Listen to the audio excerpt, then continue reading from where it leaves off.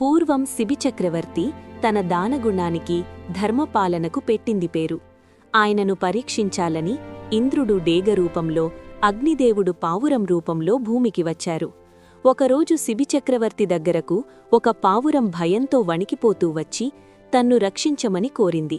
వెంటనే తాన్ని తరుముకుంటూ వచ్చిన డేగా, రాజా, ఆ పావురం నా ఆహారం, దాన్ని నాకు వదిలేయ్ అని అడిగింది. కాని శరణు కోరిన ప్రాణిని కాపాడటం తన ధర్మమని నమ్మిన రాజు ఆ పావురానికి బదులుగా వేరే ఏదైనా కోరుకోమన్నాడు. అప్పుడా డేగా, అయితే ఆ పావురం బరువుకు సమానమైన నీ శరీరమాంసాన్ని ఇవ్వు అని షరతు పెట్టింది. రాజు సరేనని త్రాసులో ఒకవైపు పావురాన్ని, మరోవైపు తన శరీరమాంసాన్ని కోసి ఉంచాడు. కాని ఎంత మాంసం వేసినా పావురం ఉన్నవైపే త్రాసు మొగ్గు చూపింది. చివరకు శిబిచక్రవర్తి తానే స్వయంగా ఆ త్రాసులో కూర్చుని తన ప్రాణాలనే దానం చేయడానికి సిద్ధపడ్డాడు. ఆయన త్యాగానికి ముగ్ధులైన ఇంద్రుడు, అగ్నిదేవుడు తమ నిజరూపాలతో ప్రత్యక్షమై రాజును ఆశీర్వదించారు.